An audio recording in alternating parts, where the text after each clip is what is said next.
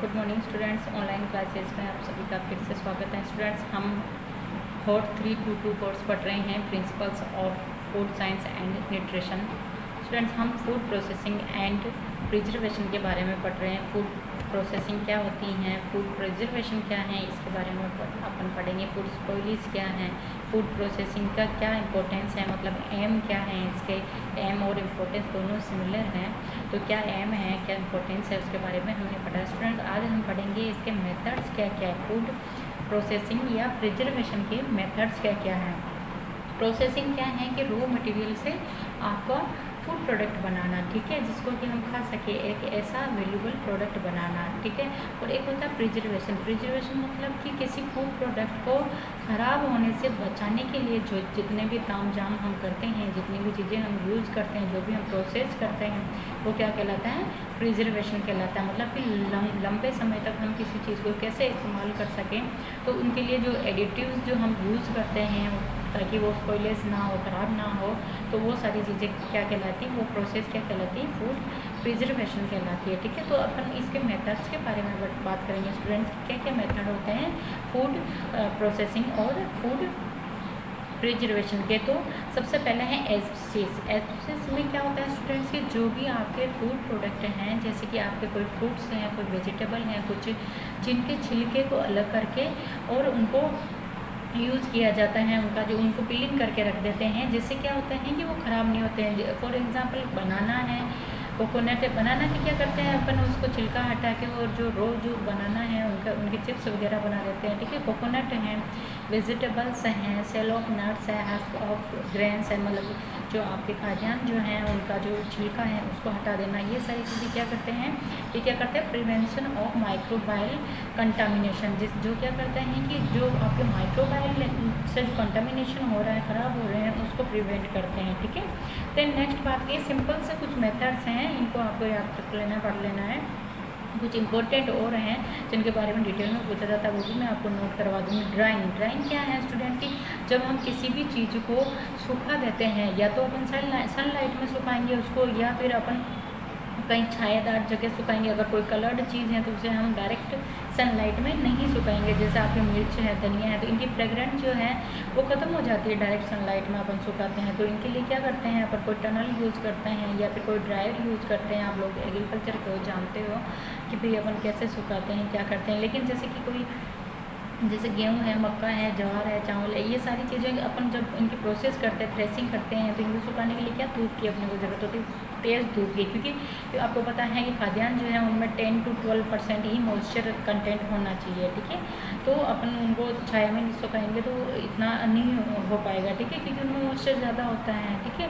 तो इनके दो प्रकार से कर सकते हैं कि या तो डायरेक्ट सनलाइट से, या फिर कोई टनल यूज़ कर सकते हैं अपन, ड्रायर वगैरह, ठीक है। इसमें दे रखा है देखो सनलाइट वगैरह, या फिर कोई आप टनल यूज़ कर सकते हो, कुछ इक्विपमेंट यूज़ कर सकते हो, ठीक है, या फिर छाया में सुखा सकते हो कुछ जो सेंसिटिव चीज़ें हैं, ठीक है, जिनकी अपने को पता है फ्रेगरेंट ख़त्म हो जाएगी, ठीक है। तो ऐसी चीज़ों को कर सकते हो। ये कुछ जो चीज़ें हैं जिनको आप सुखा सकते हो सीरियल्स के अलावा भी, तो वो सारी चीज़ें भी दी हुई है, आप लोग पढ़ लेना डिटेल में, ठीक है। Next student salting. साल्टिंग मतलब कि नमक मिला देना। 5 to 10% अपन नमक का घोल करके और किसी चीज़ में मिला देते हैं, तो उससे क्या होता है कि वो एज ए प्रिजर्वेटिव काम करता है नमक जो है आपका।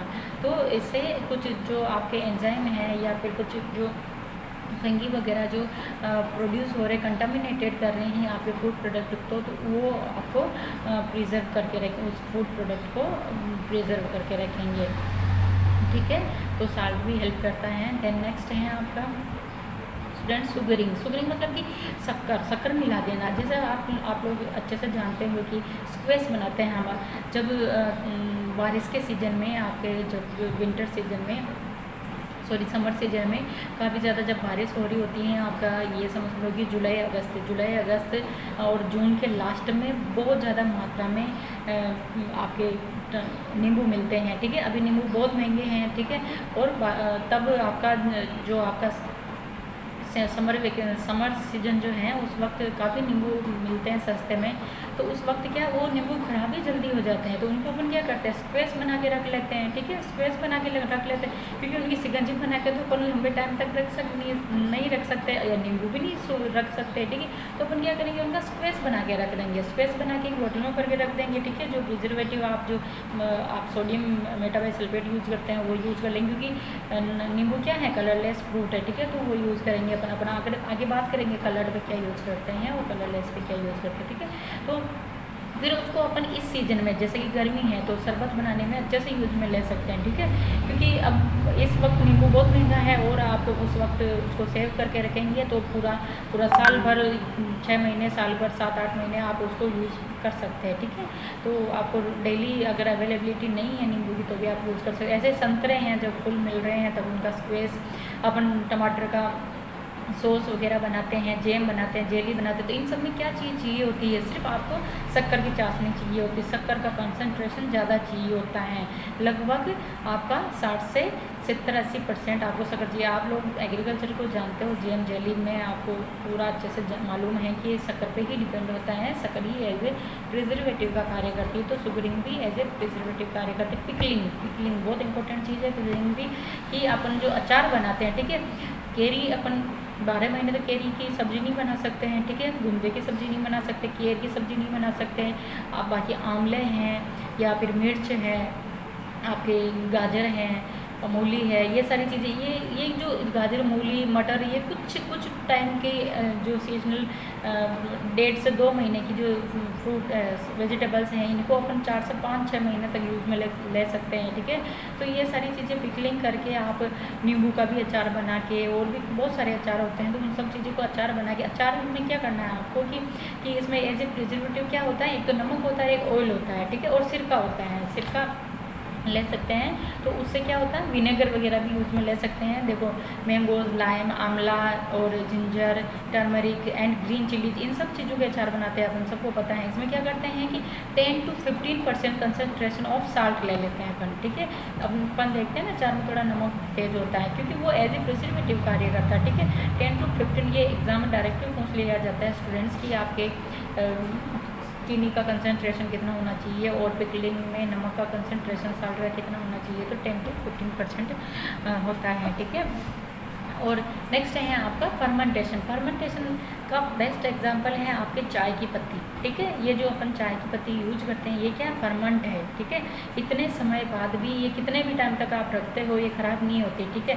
और आप ओरिजिनल लीव्स रखोगे तो ओरिजिनल लीव्स में बहुत जल्दी ही उसमें कुछ कीटाणु लग जाएंगे और वो ख़राब हो जाएगी, ठीक है, कुछ इंसेक्ट वगैरह से वो डैमेज हो जाएगी, ठीक है। तो उसको फर्मेंट करके भी उसकी लाइफ बढ़ा सकते हैं अपन।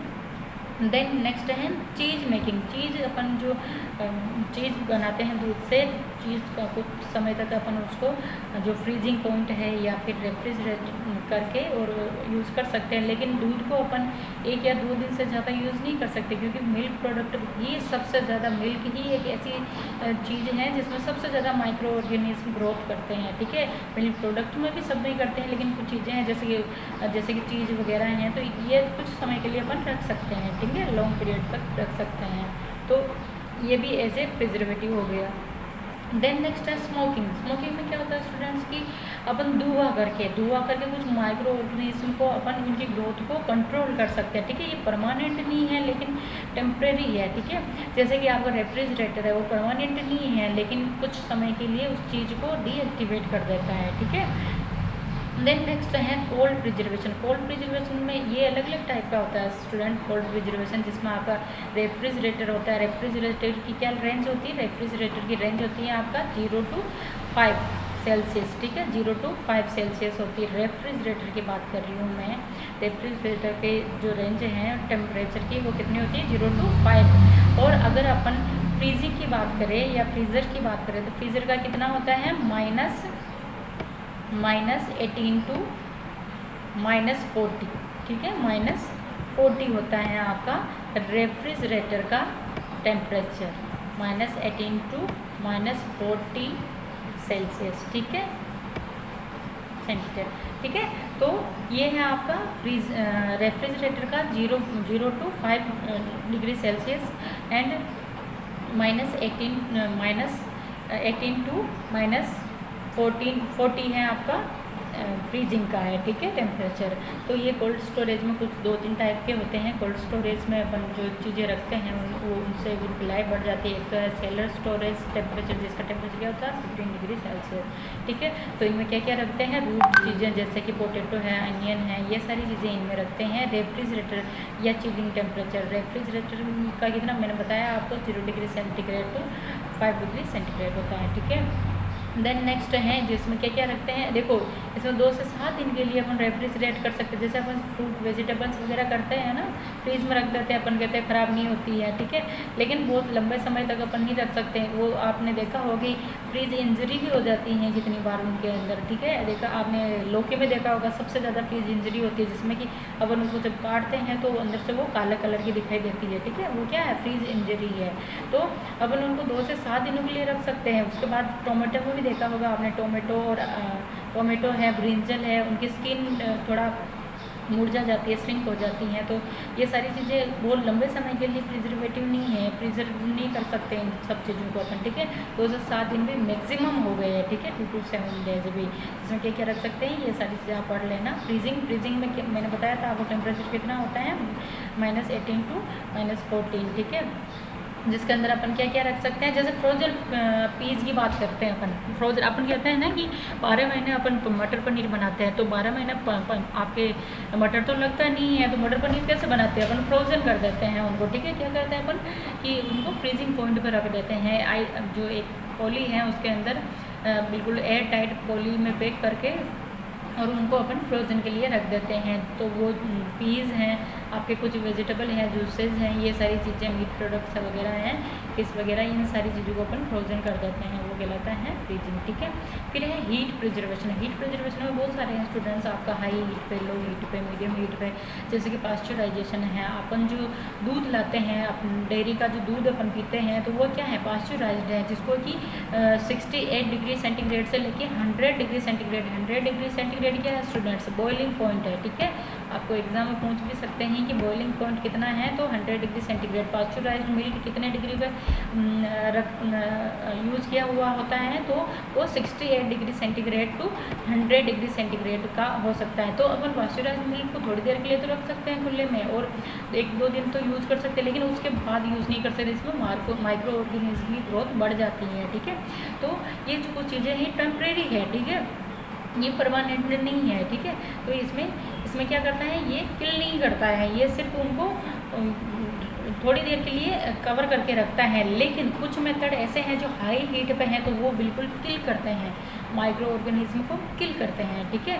Pasteurisation temperature below 100 degree centigrade है एक तो, ठीक है, जो कि जिसे हम अल्ट्रा हाई टेम्परेचर कहते हैं। जो कि अल्ट्रा हाई टेम्परेचर पे तो क्या करेंगे स्टूडेंट कि 138 डिग्री सेंटीग्रेड पे 2 से 4 सेकंड के लिए रखेंगे, तो इसको क्या कहेंगे, हाई टेम्परेचर लो टाइम। ये फुल फॉर्म पूछ ले जाती है, आगे मैं और बता दूंगी इसकी फुल फॉर्म वगैरह। तो ये सारी चीज़ें पूछ ली जाती है कि हाई टेम्परेचर लो टाइम, ठीक है। और एक होता है लो टेम्परेचर हाई टाइम, तो 31 डिग्री सेंटीग्रेड 15 सेकेंड के लिए, ठीक है। ये तो कितने के लिए था, इतना टेम्परेचर है आपका, ठीक है, और 2 से 4 सेकेंड के लिए सिर्फ, और 31 सेंटीग्रेड है, और एक ये है 63 डिग्री सेंटीग्रेड फॉर 30 मिनट। तो ये है लो और ये है हाई, ठीक है, या फिर ये लो ये हाई, ठीक है। ये याद रखना, 63 डिग्री सेंटीग्रेड फॉर 30 मिनट और 71 डिग्री सेंटीग्रेड फॉर 15 मिनट, ठीक है, 15 सेकेंड, सॉरी। तो ये कुछ मेथड हैं। बॉइलिंग टेम्परेचर आपको पता है 100 डिग्री सेंटीग्रेड होता है, बॉईल करके भी कुछ चीज़ों को अपन रखते हैं। कैनिंग टेम्परेचर, कैनिंग देखो एक होता है कैनिंग का टेम्परेचर प्रेशर कितना होता है, 121 होता है स्टूडेंट, कैनिंग का प्रेशर। कैनिंग आप जानते हो डिब्बा बंदी होता है, ठीक है, अपन अचार मुरब्बा जो पिकल वगैरह है उनको जो डिब्बा बंदी कर देते हैं, ठीक है, सील पैक कर देते हैं, जैसा क्या उनमें माइक्रो ऑर्गेनिज्म की ग्रोथ बढ़ती नहीं है, वो स्टेबल हो जाते हैं, ठीक है। तो ये रहा आपका, इसका प्रेशर कितना होता है, तो आपको याद रखना है, ठीक है, फिलिंग द ब्लैंक्स में पूछ सकते हैं ये। तो और कैनिंग क्या है इसका मेथड, ये सारी चीज़ें आप जानते हैं बहुत अच्छे से, फिर भी आप और इसमें पढ़ना चाहते हैं तो डिटेल में पढ़ सकते हैं, ठीक है। फूड कंसंट्रेशन, ठीक है। फूड कंसंट्रेशन मतलब कि कुछ फूड प्रोडक्ट उनके अंदर मिला के और उसके द्वारा भी आप उसकी क्वालिटी में इंक्रीमेंट कर सकते हैं, ठीक है। इसमें अगर एग्जांपल बात करें अपन तो food preserve by concentration are tomato paste use कर सकते हैं, जिससे क्या उनकी थोड़ी सी लाइफ बढ़ जाती है। फूड जूस यूज कर सकते हैं, concentrate soap and condensed milk, ठीक है। ये कुछ एग्जांपल है फूड कंसंट्रेशन के, ठीक है। देन नेक्स्ट है कार्बोनाइजिंग के द्वारा भी आप जैसे सॉफ्ट ड्रिंक वगैरह हैं तो इससे प्रिजर्व कर सकते हैं। यूज़ ऑफ फूड एडिटिव्स, कुछ फूड एडिटिव्स जो हैं वो सारी चीज़ें यूज़ करके, जैसे फ्लेवर हैं, कलर हैं, ये सारी चीज़ों से भी आप उसको प्रिजर्व कर सकते हैं, ठीक है। साल्ट है, स्पाइसेस हैं, विनेगर हैं, ये कुछ फूड एडिटिव्स हैं ना, अल्कोहल है। और कुछ अदर हैं जो मैं बार बार बात कर रही थी, सोडियम बेंजोएट और पोटेशियम मेटाबाइसल्फेट, ये कुछ अदर हैं कि कलर्ड में तो यूज़ करते हैं अपन सोडियम बेंजोएट, और कलरलेस में यूज़ करते हैं सोडियम मेटाबाइसल्फेट, ठीक है। पोटेशियम मेटाबाइसल्फेट यूज़ करते हैं कलरलेस में, और सोडियम बेंजोएट कलर्ड में यूज़ करते हैं। तो ये कुछ है, आप पढ़ लेना। फूड इरेडिकेशन के थ्रू भी आप वुड प्रिजर्व कर सकते हैं, ठीक है। ये कुछ मेथड थे। इसके अलावा कुछ मेथड है जो थर्मल प्रोसेसिंग है, जिसमें कुकिंग है, कुक करके, और ब्लांचिंग है। ब्लांचिंग क्या करते हैं अपन, जो आपका जो गर्म पानी है उसकी जो भाप होती हैं उसके अंदर आप किसी भी जैसे वेजिटेबल है, ठीक है, जैसे कि बहुत ही ज़्यादा सॉफ्ट वेजिटेबल है, जैसे गोभी है आपकी, मेथी की पत्तियाँ हैं, धनिया की पत्तियाँ हैं, या फिर पालक की पत्तियां हैं, तो इनको तो अपन सिर्फ 5 सेकंड के लिए 2 to 5 सेकंड के लिए रखेंगे उस भाप में, और फिर इनको प्रिजर्व करके रख देंगे। तो ये पूरे मतलब इनकी लाइफ लॉन्ग ये ग्रीन रहेगी, ठीक है, पूरे साल वो ग्रीन अवस्था में ही रहेगी। वो कहलाता है ब्लांचिंग, ठीक है। कुछ जो सॉलिड है जैसे कि आपके पीज वगैरह हैं, तो इन सबको अपन 5 सेकंड टू 2 मिनट के लिए रखेंगे। इसके रेंज की बात करें स्टूडेंट तो 5 to 2 मिनट होता है, ठीक है। ब्लांचिंग क्या करते हैं अपन, एक तपेला लेते हैं, उसमें पानी डाल देते हैं, उबालते हैं, एक छन्नी लेते हैं, छन्नी में अपन उस वेजिटेबल को या फ्रूट को डाल देते हैं, और वो जो फ्रूट या वेजिटेबल है वो वैसा ही कलर उसका लाइफ टाइम रहेगा, और वो उसमें कोई एंजाइम नहीं ग्रोथ कर पाएगा, कोई किसी तरह से उसमें कंटामिनेशन नहीं होगा, ठीक है।